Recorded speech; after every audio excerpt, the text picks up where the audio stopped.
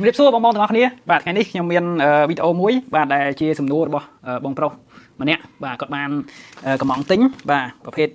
បាទដូចត Samsung នេះបាទ Samsung Original នេះហើយ iRing បាទជាមួយនឹង iRing មួយឈុតបាទអញ្ចឹងគាត់យកទៅប្រើជាមួយនឹង sound card បាទគាត់ចង់បានខ្សែវែងបាទអញ្ចឹងគាត់សួរថាប្រើបានអត់អូខេប្រើបានអញ្ចឹងសម្រាប់ sound card ក៏ដោយបាទឧបករណ៍ផ្សេងៗក៏ដោយឧបករណ៍អីក៏ដោយឲ្យតែមានសំឡេងចេញបងប្អូនណាបាទអញ្ចឹងខ្ញុំឧទាហរណ៍បាទ sound card នេះដាក់ថតកន្លែងណាអញ្ចឹងគឺបងយើងអត់ត្រូវថតនៅកន្លែង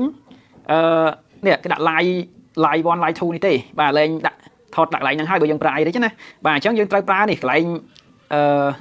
headphone ឬមួយក៏ speaker នេះអញ្ចឹងគ្រប់ sound card ទាំងអស់គឺមានអារុន10ស្ដាប់កាសបងរុនស្ដាប់កាសធ្វើម៉េចឲ្យស្ដាប់កាសលឺបាទស្ដាប់កាសលឺគឺអាចប្រើបានហើយមិនថាបាសមិនថា speaker អីក៏ដោយបាទឲ្យតែមានរុន output ហើយស្ដាប់កាសលឺអញ្ចឹងស្រាវចម្ងល់បងប្អូនប៉ុណ្ណឹងអញ្ចឹងឥឡូវកុំឲ្យខាតពេលបាទឥឡូវដោយសារតែ sound card នេះឬមួយក៏ sound card របស់គាត់ប្រើដូចទូចបាទរុនដូចទូចអញ្ចឹងយើងនៅក្នុងប្រអប់មានដូច3បាទដូចតំណ3សម្រាប់យើងតបាទអញ្ចឹង sound card គាត់ប្រើដូចតមួយនេះបាទអញ្ចឹងយើងដោតមកដូចតបញ្ចូលគ្នាមកបាទបន្ទាប់មកយើងដាក់ជាមួយនឹង output ហ្នឹងមកបាទហើយបើសិនជា sound ខ្លះគេដាក់ speaker បាទពីដាក់ speaker អញ្ចឹងសំខាន់អត់ខ្វល់ជាមួយហ៊ុនអីទេបងគ្រាន់តែថាហ៊ុនណាដែលធ្លាប់ដាក់កាសទៅលើដាក់ហ៊ុនហ្នឹងទៅបាទខ្ញុំជឿជាក់ថា sound card គឺតែតែមានរុន2រុនកាសបាទរុន earphone មួយ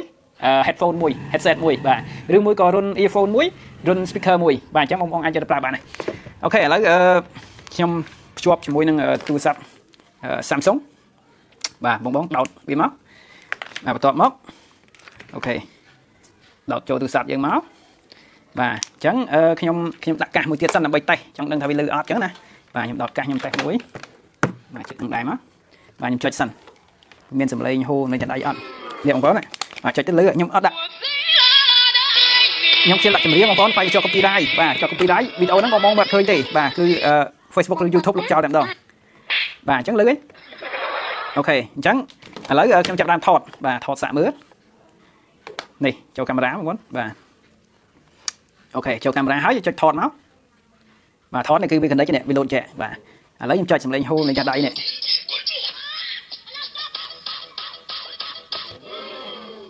បាទយើងនិយាយអញ្ចឹងគាត់ចូលដែរបាទនិយាយអញ្ចឹងគាត់ចូលដែរបងប្អូនណាបាទបើយើងចាក់ចម្រៀងយើងច្រៀងមកយើងនិយាយក្រៅអត់ចូលទេបាទគឺវាចូលតាពីម៉ាស៊ីននេះបាទរត់ចូលទូរស័ព្ទយើងតែម្ដងហើយសម្រាប់ទូរស័ព្ទ Oppo Huawei Vivo ហ្នឹងគឺយើងត្រូវ download កម្មវិធីបាទកម្មវិធីឥឡូវហ្នឹងកាលមុនយើងប្រើ Viva Video ប៉ុន្តែឥឡូវយើងអត់ប្រើ Viva Video ទេយើងប្រើកម្មវិធីកាមេរ៉ា HD 2025បាទព្រោះអីដោយសារកម្មវិធីក្រោយនេះវាច្បាស់ជាងហើយល្អជាងបាទអញ្ចឹងកម្មវិធីទាំងអស់ហ្នឹងខ្ញុំមានវីដេអូមួយឲ្យស្រេចហើយខ្ញុំអត់ដាក់បញ្ចូលក្នុងលោកឡំមួយវីដេអូនេះទេព្រោះឲ្យកុំឲ្យវែងបងមើលទៅយូរអញ្ចឹងបងប្អូនណាបាទអញ្ចឹងឥឡូវខ្ញុំ stop មកបាទឥឡូវខ្ញុំដកវាចង់ស្ដាប់វិញតែវាជាប់អត់ណាបាទអូខេអញ្ចឹងខ្ញុំបើកសលេងមក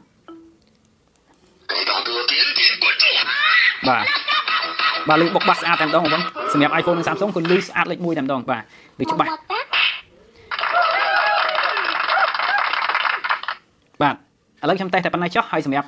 បងមានចម្ងល់អីអាច comment សាកសួរក្រោមខ្ញុំនឹងព្យាយាមធ្វើវីដេអូឆ្លើយតបនឹង comment បងប្អូនហើយខាង Smart Order ក៏មានលក់ដូចជាឧបករណ៍ថតចម្រៀងបាទឧបករណ៍ថតចម្រៀង Pong Studio ក៏ដូចជាមានសម្ភារៈ cover ចម្រៀងខ្សែថតចម្រៀងអី